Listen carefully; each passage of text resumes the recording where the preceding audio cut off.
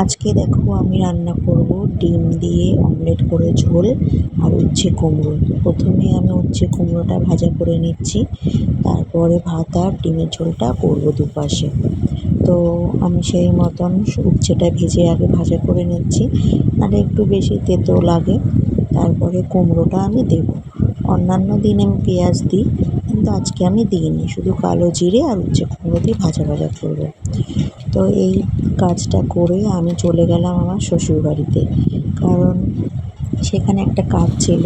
তো আমি ছেলে দুজনে মিলে একটু গেলাম, গিয়ে কাজটা কমপ্লিট করার পরে আমরা কয়েকটা ফটো তুললাম।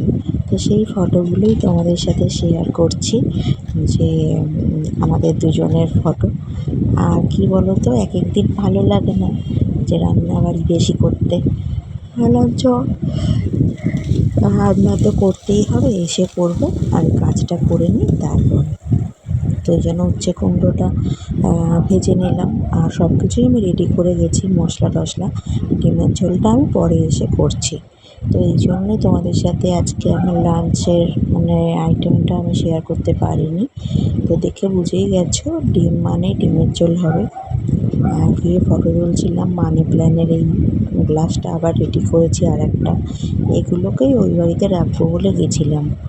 তো যাই হোক, তোমাদের কেমন কাটলো আজকের দিনটা, আর কে কী লাঞ্চ করেছো